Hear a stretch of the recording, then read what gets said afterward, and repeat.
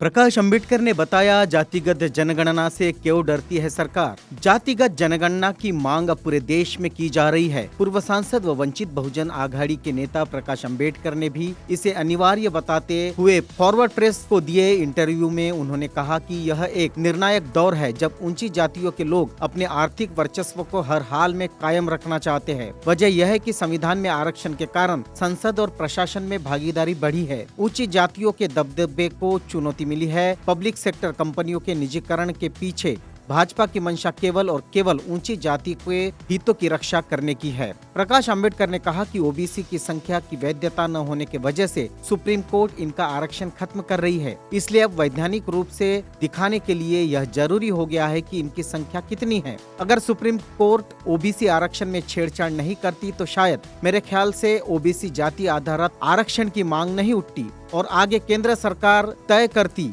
कि इनको कितना आरक्षण देना है। लेकिन अब तो यह आवश्यक हो गया है। ओबीसी की संख्या तय न होने के वजह से इनका शिक्षा में आरक्षण तय नहीं हो पाया है। जिस तरह इनका राजनीतिक आरक्षण खत्म हुआ, वैसे ही शिक्षा में इनका आरक्षण खत्म होगा। इसी तरह रोजगार में आरक्षण पर भी रोक लग सकती है। इसलिए अब यह अनिवार्य हो गया है कि सरकार जाति आधारित जनगणना कराकर इन्हें आरक्षण प्रदान करे। अनुसूचित जाति और अनुसूचित जनजाति को तो शुरू से आरक्षण दिया जा रहा है, फिर भी बहुत सारे खाली पद पड़े रह जाते हैं, उनको भरा नहीं जाता है। इस सवाल पर उन्होंने कहा कि हमारे यहाँ जो व्यवस्था बनी है उसके तहत हमें अधिकार मिले हैं। अब सिस्टम को चलाना, लागू करना, उसको दोहराना, उसको दौड़ाना और भगाना है। उसके जो लाभार्थी है उनकी जिम्मेदारी है। आप सिस्टम को दोष नहीं दे सकते। जैसे कि बाबा साहब ने कहा कि संविधान तो हम लोगों ने बना दिया, यह अच्छा या बुरा यह चलाने वाले पर निर्भर करेगा। चलाने वाले की नीयत साफ रही तो अच्छा है, चलाने वाले की नीयत अगर गंदी है तो यह संविधान को दोष देगा। वैसे ही आपको अधिकार मिला है, अधिकार का लाभ लेना और नहीं लेना व्यक्ति पर निर्भर करता है। मेरा मानना है कि जाति जनगणना से देश में शक्ति का संतुलन बराबर हो जाएगा। ये ऊंची जाति के लोग बराबर करने की प्रक्रिया से काफी डरते हैं। कभी ओबीसी की जनगणना को लेकर जो लोग आंदोलन कर रहे हैं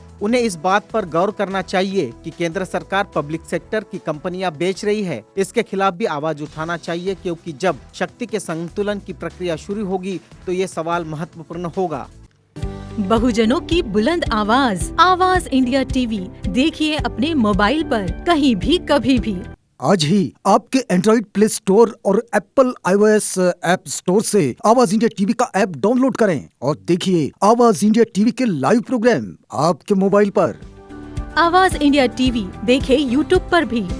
आप हमारे यूट्यूब पेज youtube.com/आवाज इंडिया टीवी पर जाकर हमारे पेज को सब्सक्राइब करें। साथ ही घंटी की बटन दबाएं ताकि हमारे नए वीडियोस आप तक आसानी से पहुंच जाएं। देखते रहे आवाज इंडिया टीवी, बहुजनों की बुलंद आवाज।